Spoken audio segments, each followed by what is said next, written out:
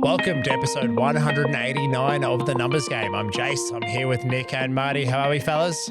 Going well, Jace. I was at a fantastic my niece's Deb on Friday night, and it was great to see the Yarra Valley in one venue. There was no drinking at the venue at all because it was a school function.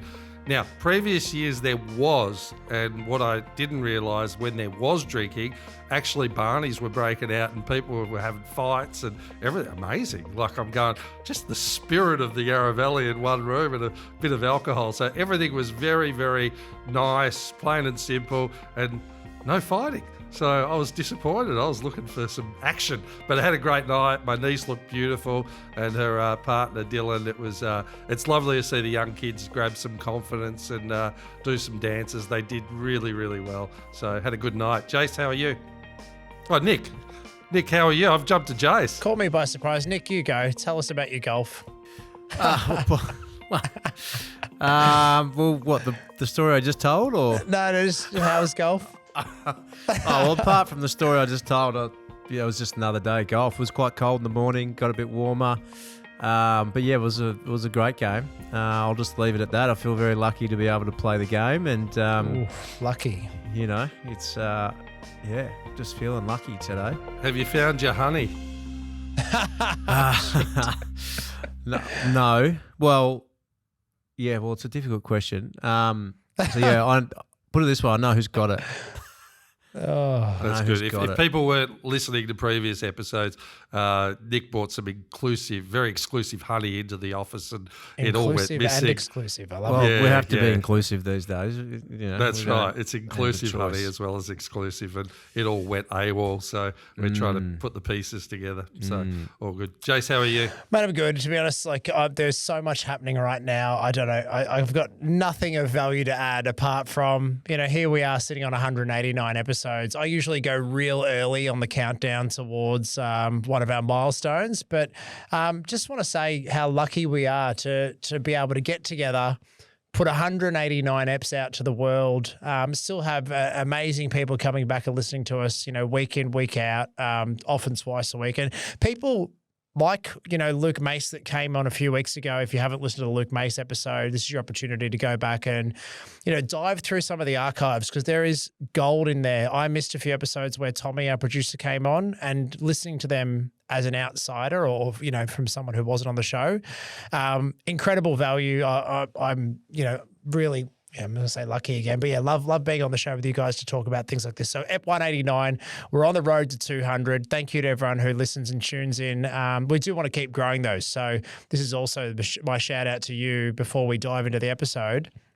To say, tell your friends, tell your family, share a link, tell people to get amongst it, because we're not done at 189. We're going to be here 200 and beyond, but keep us growing. Speaking of growing, there is growth in house prices all over the country, Nick, except maybe one place. What's happening? Well, no, there is growth everywhere, including our battered state of Victoria. Battered by one individual, and who has recently been rewarded for that. Jace, did you see that? Again, I just don't know how angry I can get and keep it under control, but let it out. That has gobsmacked me that we can honour someone who left our state in such a shambles and give them the top honour at King's birthday honours. Our non-friend Dan Andrews, who has now left. Well, I mean, from my side, he's made accounting and state taxes one of the most complicated things that we've got in Victoria when it comes to the amount of different taxes. People now come to me and go, is this tax deductible? Is land tax deductible? Do I have to really pay this much? It's gone double what it was last year. And then there's developer tax and payroll tax and every other tax. And then there's stamp duty when you buy a property and something when you sell a property. And yeah, I won't go into it. But there was actually a video that did the rounds on Instagram and Facebook. And it's that Jimmy Rees comedian. Yes. And he's talking to Jason, who's his alter ego. And it's this couple of minute video where he talks about taxes, and it's done in a tongue-in-cheek way. But the fact that the video goes for over 2 minutes while he reels through all the different taxes that we get hit with, it kind of hits home just how much we get kind of screwed, to be honest. But anyway, if you haven't seen that, look up Jimmy Rees and look at his tax video. It's quite funny. It's pretty sad. And look, I'll first thing I'll say is I'm here to give our state a little bit of promotion. It in no way is it got anything to do with the government. I'm just talking about the state in general. But before I talk about that, I think of one of the key rules of investing, and this is one of Marty Vidakovic's favorite rules, being a big Warren Buffett and Charlie Munger fan. But one of the key rules is, or one of the key phrases that you'll hear is, when it comes to investing, be fearful when others are greedy and greedy when others are fearful. So, Marty, what does that mean when I say that? What does that mean to you? To me, immediately, you're looking at you're sort of going against the norm in regards to when share prices are high. They might be coming down, and the super investors aren't buying. When they're low and discounted, and everyone's scared stiff, and 50% at discount to what the actual performance of the business is, that's when they go in and buy. And that's the same with property as well.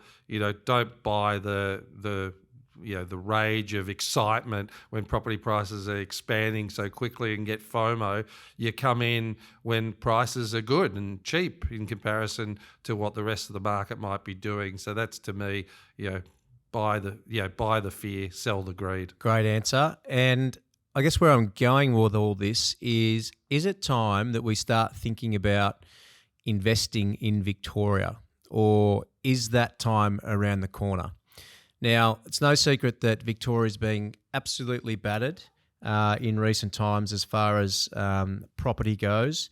Victoria has more than 16 property taxes in place at the moment, in comparison to most other states sitting in around 3 property taxes. So the big issue in this state at the moment is land tax. Obviously, everyone's got property insurance that's gone up. Everyone nationally has got interest rates that have gone up. Everyone's got rental reforms, although not as many as Victoria. Everyone's got land taxes, or not everyone, but they haven't gone up to the same rate that Victoria's has. And that is what's causing major issues at the moment for most landlords. There was an article in the AFR that I read this morning, said one landlord said, I don't have 4 assets, I have 4 debts. I'm fed up, I'm selling them all. So it's had a massive impact on growth in this state. And I think we're now at this point in time where we can look at all of the things that the government brought in, when I say things, taxes and the rental reforms, and go, you know what, it actually had a significant impact. And you've only got to look at the growth rates. Last 4 years, Sydney's grown by 24%, Brisbane by 39%, Adelaide 40%, Perth 37%, and then you've got Melbourne in the last 4 years, which has grown by just a measly 12%. We are the only state that hasn't grown beyond inflation. So if you own a property in Melbourne, you're actually going backwards. That's what that means. Hence the gentleman in the AFR this morning saying, I have 4 debts, not 4 assets. So what are you thinking, Marty? I can tell you're thinking deeply. I'm just thinking, you said 16 different taxes in Victoria compared to 3 elsewhere? Yeah, and a lot of that would be obviously taxes on individuals, taxes on developers as well. Yeah. Windfall gains, absentee owner surcharge, vacant residential land tax. And then even the land tax rate in Victoria is down to $50,000 in value or higher. Whereas I was talking to some people who made the decision to invest in Queensland, and that value there is land of $600,000 or more per property. Significant difference. Yeah. What I'm thinking immediately is, people say time in the market, but yes, that's definitely the case. But sometimes it's timing the market. And again, if you want to be a little bit more specific, you got to look at different cycles. Because I think it's actually not a bad time to buy a home in Victoria over the next 6 to 7 months, because I guarantee when rates come down and you get a few more restrictions lifted around property, then we've got huge undersupply, high migration, and will kick, just as the cycles always demonstrate that they will. And you've got to take it into context. Like you look at WA, I remember back in 2003, Victorian property market was going really well from 2001 to 2004, and sort of no one was really looking at Perth at that time, but they virtually tripled their average price home from, I think it was around about 146 to around 473 between 2003 and 2008. And I think Perth has gone on another surge just recently because there was, it's not a bad place to buy and it's coming off a lower rate. But Sydney did nothing for 9 years, went up 1% in 9 years during the 2010s to 2020. So again, you do have to try and work out where is the opportunity in the market and do get advice around it. And I think Melbourne, if you're a homeowner, definitely investors are jumping ship. 1 in 4 properties listed are investors at the moment, and rightly so, given what the hell is going on with land tax and various other things. But as a homeowner and a first home buyer, we're going to get another upward swing. Definitely. It'll happen. Well, it has to happen. The first catalyst for that will be interest rate decreases. So that will happen without any other external factors. People will be able to borrow more, and what will happen then is they will buy more for the property. And what's happened to date in recent years is that may or may not happen in places like Sydney and Brisbane because there's been so much of a jump already. Melbourne's tipped to be the biggest city in Australia. Most people know that by the year 2034. 10 years. Yep. So that'll come really quick. So the other thing that's happening or that's not happening is planning approvals. The government is so far behind with planning approvals that there's no quick fix here. So you're not about to see a heap of properties built in Melbourne at any given time. Even when things turn, it's going to take a long time to fix the supply issue. So if you look at where most of our supplies come from in recent times, house and land packages, Melbourne has a pretty big urban sprawl because it's quite flat. Sydney doesn't have that advantage. You look at units and apartments. You've only got to look in the city to see there's not many cranes up. Things have come right back. So even when things get better and people do start to want to invest again, the properties are not going to be there. The other issue you've got at the moment is the diminishing number of landlords. So, Marty, you said every 4 to 1 or something are investors selling. What happens when investors sell in this market? First homeowners are buying those properties because it's generally, I'm going to say B grade without being judgmental, but it's B grade property, not A grade property. So that's what first homeowners can afford. So what does that then cause? The tightening of the rental market. So what are we seeing now? We're seeing rents in Melbourne start to skyrocket because there's just no supply, right? So I think at some stage you've got to look at what's happening elsewhere in the country and you've got to start to think about getting back into Victoria. Don't read a headline around land tax and go, Victoria's land taxes are way too high. Actually work out what it means for you. As someone coming in as an investor, spending $700K on an investment property, look at the yields, look at the land tax and work out what that actually means for you. Don't get driven by a headline that says, land tax is expensive. Mr. and Mrs. Smith had a $2 million house and were paying $20,000 in land tax. Well, that's Mr. and Mrs. Smith. They had a $2 million house that was untenanted, hypothetically. So just get a really good understanding of what those numbers mean for you. And Marty, you touched on Perth, and I just wanted to point out what is happening in Perth. So there's a lot of people that have gone to Perth purely from a yield point of view. Decent purchase prices, decent yield. Perth made a lot of sense. Close to Bali, quick flight back to Bali. Close to Bali, but in my opinion, Perth is just about overcooked. And let me just rattle some suburbs off here. And this is performance over the last 12 months. Armidale in Perth over the last 12 months has gone up 44.2%. It's gone up 125% since COVID. Camillo, I don't know where these areas are, but they're still staggering numbers, 44%, up 118% since COVID. Brookdale, up 40% in the last 12 months, 120% since COVID. Now, economics tells you, and just historical stats tell you, that when things go up that much, they don't keep going up. It doesn't matter where they are or what kind of asset they are, unless it's a tech or an AI business. We're seeing some of that stuff at the moment.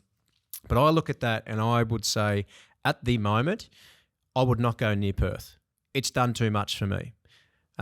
Brisbane may be the same, but Brisbane's probably got a little bit to go. It's got far more fundamentals, underlying fundamentals than Perth. And Sydney, well, we know what's happened in Sydney. Marty, you mentioned it didn't move for some time. Now it's moved quite a lot. So I think as an investor, although I get it's very difficult, but you need to put Melbourne back on your radar. And I'm not saying you go and buy back in Melbourne tomorrow. It's going to take time. There's still some, it's still sorting itself out. It may have a little bit more to go as far as not a decline, but a slow growth compared to some other states. But you look at areas like Mornington Peninsula. Like, I was down there last week, and there are so many homes on the market. So many homes, and they're holiday homes that people can't afford to hold anymore because of land tax. Now, for that issue to fix itself, not only do those properties have to be sold, but you've also got to think about the other end. There has to be buyers willing to buy them. So there's still a bit of water to go under the bridge as it all sorts itself out. But when you look at Melbourne, you look at the underlying fundamentals, you look at the lack of supply that's not going to get better any soon. Or better soon. And then you also look at the fact that interest rates are going to start to come down, rents are going up, so your yields or your cash flows are going to get better. Oxford Economics recently predicted 21% growth in Melbourne over the next 3 years, based on historically what it hasn't done. So, little bit of a trying to shine a little bit of a positive light on our state. I think it's been kicked around, and it's been kicked around for good reasons. But I also think it's taken a lot of the negativity away from some other states as well. New South Wales made changes this week as we're recording to their land tax rules, which is going to cost landlords or investors another $1.5 billion in tax over the next 4 years. So, don't think that other states aren't going to try and catch up. Queensland tried to introduce something and then they pulled it. They'll try again. But don't be looking at Victoria when the herd comes back in and prices skyrocket again, which is what most people will do. That's a fantastic point. Like, you've just stacked up some of the fundamentals. The number of homes that it was reported Melbourne needs is an additional 2 million homes. So where you've got a shortage supply and you've got demand, you just told me also that Melbourne's going to be the biggest city in Australia in 10 years. What does the supply and demand issue do? It drives price increases in prices. So I love that mindset too, that you're going, for all the people that are discounting or avoiding Victoria, going, oh, well, too many taxes, let's get out of here and go put our money somewhere else. There is no guarantee that those states aren't going to catch up and copy Victoria, because one thing governments love doing, it's adding more taxes. What's one thing governments don't do? They take taxes away. So, there might be other states where taxes are lower or different rates at the moment, but just give it time if they start to get more popular. And interestingly, Nick, on your Mornington Peninsula stats, I actually had that article open on my phone. The listings are up 14.4% over the last 12 months in Mornington Peninsula. The median home value is down 10.5%, or $101,000 down on the median home price since the peak in March 2022, which was $960,964. So it's down 10% since that figure in March 2022. And they're kind of stating, obviously, increased land tax bills, rising costs associated with owning a second property has meant that more of these properties are going back on the market. 80% of purchases for this real estate agent that was interviewed said that 80% of the sales over that period of the last 2 to 4 years was made up of people buying a holiday home. So now they're only seeing 15 to 20% of purchases, making up people looking for a holiday home or a second home. And they're being sold to owner occupiers that are moving down to Mornington Peninsula and snapping up a property that they want to live in, where there's going to be less taxes on that property because it's their home. Interesting. You got to get out of reactive phase as like with investors. Again, it's FOMO, right? Like they think about Perth, they think about Brisbane. I got to get in before it's too late. You've kind of missed the boat, and this is what tends to happen. And then they'll buy at the high cycle. I don't think it will go backwards so much, but again, they're not getting the expectations that they're hoping for. So it's the same with investors in Melbourne. Before you sell out, you really want to sit down and work on how you can save money on those mortgage debts if you need to. At least see what you're going to be able to save before reacting. The other thing, if you are going to sell an investment property, get professional advice as to how to utilize that capital that you're going to get out of that sale effectively too. Do I put it in an offset? Do I reduce my mortgage debt and get better interest rates because I got more equity? Do I put some in superannuation? Like, you need a plan of attack for that capital if it is something you're going to sell. But I agree with Nick. I think the next 12 months is going to be a great time to buy in Melbourne, and don't miss out just because there's bad news out there. Think about how you can utilise that to advantage. Understand the numbers. And Marty, I love what you said there, because this is the other thing I was going to bring up. I think as an investor, you need to hold. You need to hold for at least the next 2 or 3 years.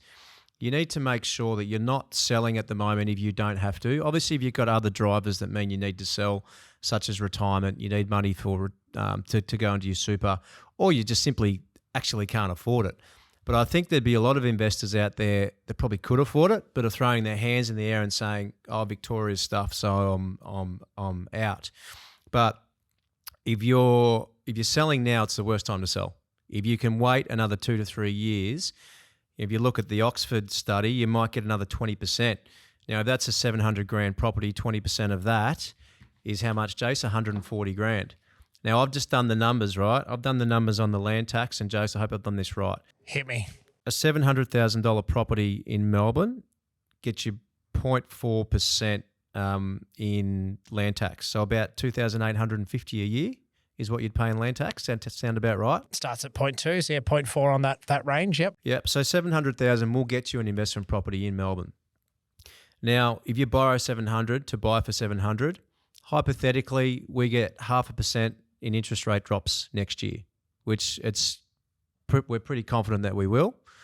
That saves you $3,500, so that gets rid of the land tax. Hypothetically, your rental income goes up $55 a week. I've got a property in Melbourne's north that the agent actually suggested to me that we put the rent up $100 a week. This was in the last month. Now, where we landed was $60 a week. So that's another $3.5 grand a year in our pocket. That gets rid of that $28.50 in land tax. So it's just understanding the numbers. And if you look at the cycle that Melbourne's in now, if you can afford to hold for the next 3 to 5 years, I think you're going to do yourself a massive favour. Remember, interest rate reductions, as much as they're taking time, they are going to come. Rent is going up. Make sure you're talking to your agent about market rent and what should it be. Understand when your property lease is due to be re-signed by the tenant, and make sure you're challenging your agent on what the rental is, and is there any way to increase it. I think a lot of agents or property management groups are quite lazy. I've got a very good one myself, and when the lease is up, they come to me with a market analysis, what the median rent is in the area, what the vacancy rates are, and a suggestion as to what we should put our rent up to. So understand your numbers, and don't get caught up with this whole land tax thing. It's 0.04% of the property value. If we get another 21% in the next 3 years, and you're a landlord and you're selling because of that, but you can afford to hold it, that is completely the wrong decision. Yeah, one of our clients, I was on the phone to a mutual client between both of us. He sold his property a couple of years ago for around $700,000. He was advised if he could hold on to it, to hold on to that property. And he just looked it up, and it had just sold recently for $1 million 2 to 2.5 years after he sold it. Yep. So again, circumstances are circumstances. The decision was made. I'm sure he's probably not at peace with it. And if he's listening and knows who he is, thank you for sharing that story with me, because it's given me a nugget of gold to share here. But again, in a short period of time, 700,000 to 1 million. Again, that's ridiculous growth. But vacancy rates are about 1% Australia-wide.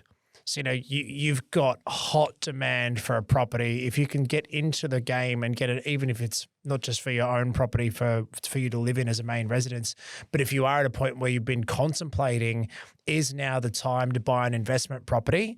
Well, when you've got hot demand for people who need homes to live in and the rental market is strong, I think you could pretty much read between the lines of what us guys at the Numbers Game are putting down for you to pick up on. So, Nico, thank you for sharing, mate. That's been an absolute banger. I myself have been guilty of kind of throwing a bit of shade at Victoria or Melbourne because of the negativity around taxes. You know what I do as a job. So I spend my life getting deep into tax realm, and I never stop to flip the other way around. A lot of my clients are talking about getting out of Victoria and going to states. So you've given me some great talking points to get them to reset, relax, listen to this episode of what you've just talked us through here, and to make some more informed decisions. So appreciate you sharing, Nick.